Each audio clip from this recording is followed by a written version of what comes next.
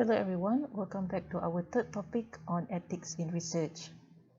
Previously in topic 1 and topic 2, I've introduced to you written laws and regulations related to bioscience here in UTM. And I've introduced to you the standard practices expected by the scientific community. Now I will introduce to you individual ethics or moral view expected in all scientists. Before I move on, I would like to give credit to Academic Science Malaysia.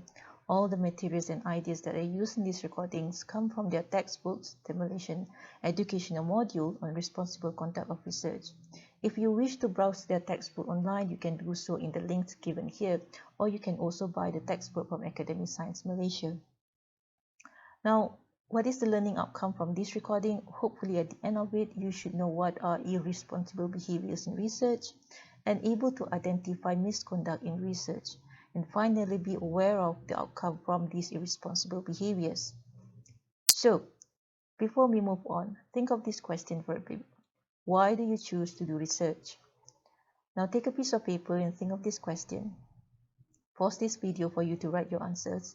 When you are satisfied with your answer, you can resume this video. So these are examples of answers given by postgraduate before you. As you can see, there's a lot of reasons why for anyone to carry out a postgraduate research. It can be personal, from getting paid, better pay, or for personal satisfaction, or for because that is the requirement of a job. Maybe the job requires you to have a higher degree. So the reasons are numerous and all of them are valid. But what we can say, the common ground between these numerous kind of reasons are they all carry high stakes for you to reach your postgraduate goal. Now, because of the high stakes for you to get your goal or for any researcher to be successful, then sometimes misconduct happen. And these misconducts varies. They can be a mismanagement of conflict of interest between researchers and funders.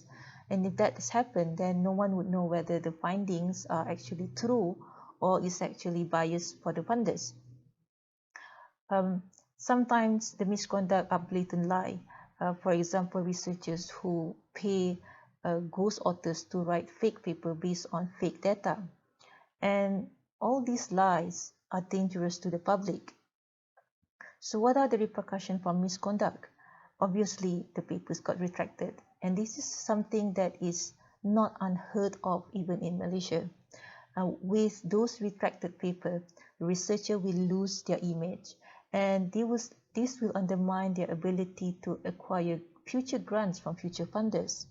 But sometimes those kind of repercussion, the loss of image, also leads to a more dire consequence. So what is repercussion to you as a postgraduate student in UTM? Do remember that for you to get your postgraduate degree, you have to publish. And this is obviously applicable only if you are doing a postgraduate by research, not by mixed mode. But imagine this, that after you publish and those papers got retracted, that means it will prevent you from reaching your postgraduate goal. Now, so what are misconduct in research? The definition is given by research code. So just like any other profession with codes, for example, doctors have their own medical code of how doctors should behave, or accountant has their accountant codes of how accountant should behave. Similarly, researchers have their own code. And for Malaysia, this is given by Malaysian Code of Responsible Conduct in Research. We also refers to international codes, such as that given by the All European Academies. Now, these codes does not only cover when you are reporting your results, but also when you are writing your proposal, performing your experiment, and collecting your data. Now, when you're doing your research, it is expected for you to always maintain a gold standard of behavior to maintain research integrity. But sometimes you will realize that there are behaviors that are questionable, and these fall under the gray area. But regardless of who the research code come from, whether it is from Malaysia or internationally, all of us agree that there are at least 3 misbehavior or irresponsible behavior with malice, and that is considered as misconduct. These are fabrication, falsification, and plagiarism. So what does this misconduct looks like? Try this out. There are three scenarios. Um, Pause the video before I reveal the answer for each scenario and see whether you can understand what it meant. So this is the first scenario. Have a read. Pause the video now before I reveal the answer. So in this case, Johann did not carry out an additional experiment to get his extra data, and that is the case. Johann is doing what we call fabrication. This is the second scenario. Pause the video now. So in this case, even though Lee copied herself from her own published work, but because she does not cite the paper, then what she did is what we considered as self-plagiarism. And this is the final scenario. Pause the video now.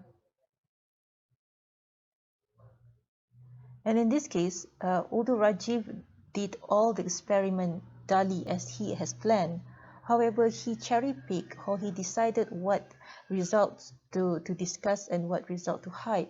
And in this case, what he did is what we call as falsification. So hopefully at the end of this, with these three scenarios, you should be able to understand and be able to spot what kind of misconduct, the three misconduct that we discussed earlier.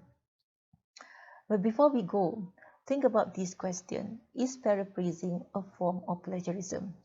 Now, paraphrasing is actually expressing the meaning of any written word or spoken information by changing the words from the original.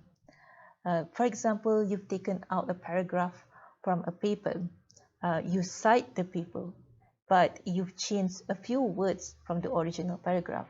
Now, does this paraphrasing considered as a form of plagiarism? Now, share your answer in the Google form that I've given you. This is the end of our topic 3. We will meet online next week.